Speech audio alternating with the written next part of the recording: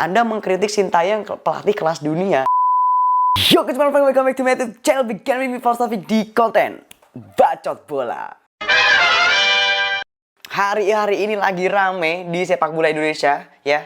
Bukan soal prestasi timnas yang kemarin di AFF atau bukan soal Liga Dagelan ya. Cuman yang lagi rame ini adalah statement konyol dari salah satu exco PSSI yang lagi rame dibicarakan di dunia maya, bahkan menjadi trending topik di Twitter dalam 2 hari ini ya. Yaitu yang terhormat beliau adalah Pak Haruna Sumitro ya, salah satu exco PSSI, orang yang juga punya jabatan penting di salah satu klub Liga 1 ya, yaitu Madura United. Oke, di konten bacot bola gue kali ini gue bakal bahasnya khusus untuk Pak Haruna yang kemarin mengeluarkan statement-statement yang bisa dibilang kontroversial. Bahkan gue ingin menanggapi aja karena juga banyak teman-teman yang request untuk bahas di bacot bola gitu ya. Jadi yang kemarin itu sebenarnya ini bermula dari Pak Haruna Sumitro ini diundang oleh salah satu YouTube channel itu gpnn.com, yang dimana dalam konten tersebut atau di podcast tersebut Pak Haruna Sumitro ini berbicara banyak tentang prestasi timnas, tentang mafia atau judi bola ya, hubungan PSSI dengan Sintayong, dan juga tentang naturalisasi dan ya beberapa aspek ada hubungannya dengan timnas Indonesia dan Liga Indonesia gitu ya tentunya. Dan dalam konten podcast tersebut banyak statement-statement yang menurut gua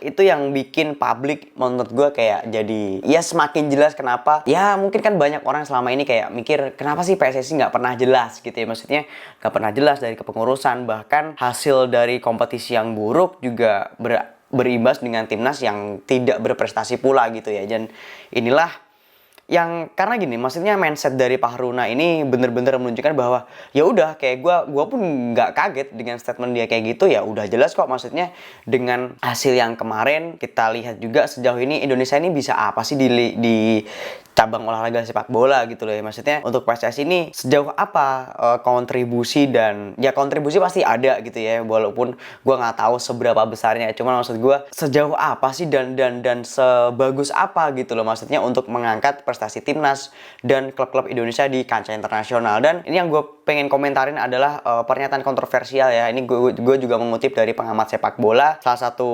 akun Instagram tentang pemberitaan sepak bola yang cukup populer ya pastinya.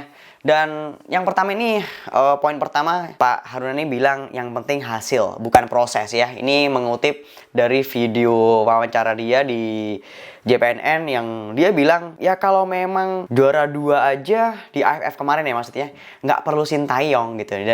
Dan dia hanya mementingkan hasil bukan prosesnya. Dan ini menurut gue salah satu yang menurut gue tipe orang Indonesia banget yang ya pengennya semuanya instan gitu ya. Bahkan gue sebenarnya sendiri kemarin kalau mengamati perjalanan timnas Indonesia selama di Piala AFF, sebenarnya itu juga cukup keren banget ya, walaupun memang banyak publik yang tidak berekspektasi sampai ke final, tapi secara proses, secara permainan, pola permainan itu oke banget. Dan itu menunjukkan bahwa ada andil besar yang dibawa oleh Sintayong ke timnas Indonesia gitu sih. Dan poin nomor 2 adalah Indonesia punya pasar luar biasa untuk judi bola. Ya sebenarnya iya ya, karena memang kalau kita lihat juga, gue sih nggak bisa berkomentar banyak karena gue belum punya bukti yang jelas. Tapi bahwasanya dengan statement yang dibilang oleh Pak Haruna ini, ya semakin jelas bahwa di situ kan pasti jelas gitu. Maksudnya dari statement itu aja, ya kita nggak usah menerka-nerka lagi. Dari statement itu udah jelas bahwa memang pasar judi bola dan match fixing itu emang bener ada dan besar gitu di Indonesia. Jadi dengan adanya pemberitaan-pemberitaan selama 3 atau 4 tahun terakhir tentang match fixing, tentang isu-isu judi bola ya, itu sebenarnya bukan hal yang baru dan ya semakin jelas gitu. Karena Pak Haruna sendiri yang ngomong gitu loh ya, itu kan petinggi PSSI ya, pasti nggak bisa dibilang nggak valid ya, pasti valid gitu ya. Oke, lalu yang ketiga adalah match fixing bukan sesuatu untuk yang diberantas. Ini menurut gue konyol banget ya, maksudnya kontradiksi dengan nilai-nilai olahraga dan sportivitas gitu ya. Yang namanya olahraga itu ya kita butuh sportif dan tidak adanya kepentingan-kepentingan pribadi yang bisa merusak dari sportivitas dari olahraga itu sendiri. Jadi menurut gua kalau match fixing bukan sesuatu yang diberantas, itu menurut gua ya berarti memang secara gamblang dia menyebutkan bahwa memang selama ini sepak bola Indonesia juga hanya menjadi alat politik mungkin, atau mungkin jadi dalam tanda kutip kayak mainan aja orang-orang yang di belakang layar gitu kan. Jadi ya memang itu, ya memang sudah dijelaskan dengan secara gamblang ya mungkin mungkin match fixing memang benar-benar ada gitu. Dan kalau dia bilang match fixing nggak perlu diberantas, ya mungkin bukannya gue seuzon, ya mungkin dia menjadi salah satu orang yang bermain juga di balik layar gitu Ci. Oke, nah lalu statement yang keempat adalah kalau hanya runner up tidak perlu STY. Yang kita cari memang bukan runner up, Pak. Jadi memang untuk ya proses kita cari, hasil memang kita cari tapi bukan jangka pendek gitu. Yang kita cari adalah hasil jangka panjang. Toh even tahun depan ini kan kita juga menjadi tuan rumah Piala Dunia ya, dan kita tahu juga bahwa PSSI juga mempunyai target untuk timnas senior bisa lolos ke Piala Dunia. Entah, gue juga nggak tahu paling cepet kapan, atau tahun 2030 atau 34 ya, gue nggak tahu kapan jelasnya.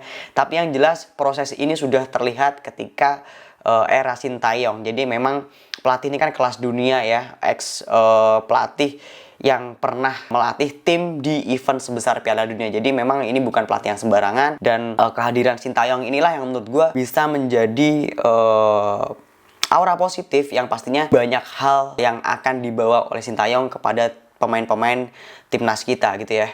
Lalu yang kelima adalah STY tersinggung atas kritik kita. Ya kalau tersinggung sih menurut gue bukan masalah tersinggung atau enggaknya ya. Mungkin karena gue melihat mungkin dengan ketidakharmonisan hubungan PSSI dan Sintayong dalam 1 tahun terakhir ya.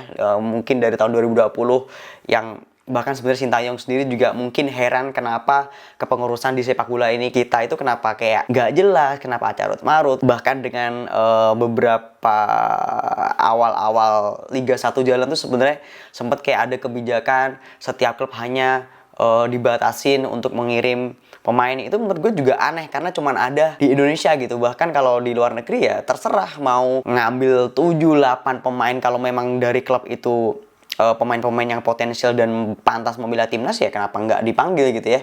Jadi pembatasan ini juga mungkin menjadi salah satu faktor yang bikin Sintayong juga merasa aneh kenapa di Indonesia seperti ini gitu ya.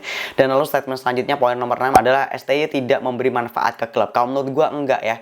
Namanya pelatih internasional sekelas Sintayong pernah melatih Korea Selatan di level Piala Dunia, ya bukannya gue merendahkan negara kita sendiri, enggak, gue sama sekali enggak dari situ. Tapi kan juga kita realistis ya, kita ketahui bersama bahwa Korea Selatan itu untuk sepak bola ya jauh di atas kita gitu sih, lebih jauh banget. Jadi kalau menurut gue Sintayong tidak memberi manfaat itu tidak sama sekali. Bahkan Sintayong ini memberikan warna baru untuk permainan ya, untuk permainan timnas, dan bahkan untuk gaya hidup pemain pun ya mungkin bisa jadi lebih diatur gitu. Maksudnya untuk cara-cara atau treatment kepelatihan dari Sintayong yang udah ditularkan pemain timnas itu akan memberi manfaat ke pemain, dan pasti pemain yang membela timnas pasti bisa saja menularkan ke pemain lainnya yang ada di klub yang tidak pernah merasakan training center di timnas itu seperti apa. Jadi kalau memang Pak Haruna berstatement STY tidak memberi manfaat ke klub, itu kebalik Pak ya, kebalik banget, asli kebalik. Karena menurut gue klub ini bisa mendapatkan manfaat yang lebih ketika pemain mereka gabung ke timnas, dan bahwasanya ini adalah pemain-pemain pilihan ya, pemain-pemain yang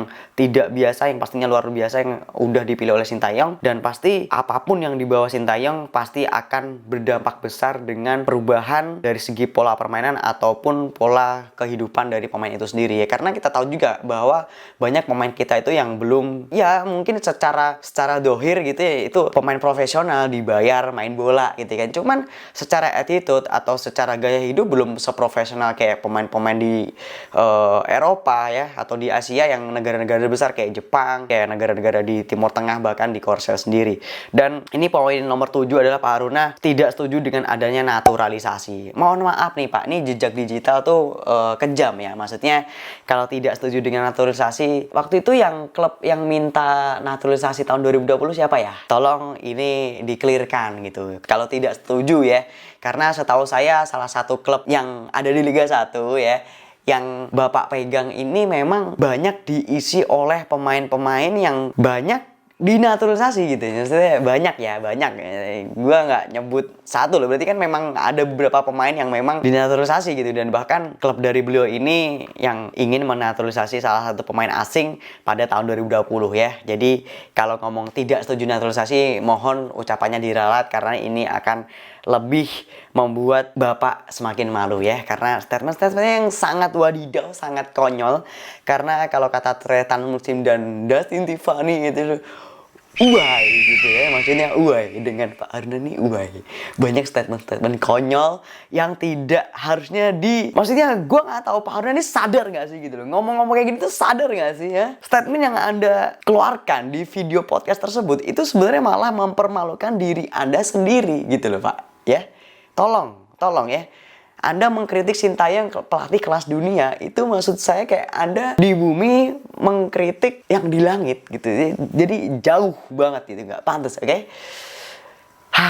Lebih baik memang ya gue nggak tahu ya, PSSI kita selalu sebagai pecinta sepak bola nasional, kita pecinta timnas Indonesia ya, kita selalu berharap semoga kedepannya timnas liga kita ini berjalan dengan baik-baik saja dan tidak ada hal-hal konyol seperti ini yang terulang lagi gitu ya. Ya mungkin langsung sekian itu aja video bacot bola kali ini karena memang udah terlalu wadidaw ya. Gue juga nggak mampu bisa bicara lagi terlalu banyak karena apa yang mau dikomentarin gitu ini emang konyol gitu, emang konyol. Jadi mau dikomentarin lebih jauh pun malah lebih kemana-mana, emang nggak jelas gitu ya, emang nggak jelas, statementnya nggak jelas. Oke, mungkin sekian itu aja video gue kali ini, and I'll see you next video. Oke, ciao, bye bye.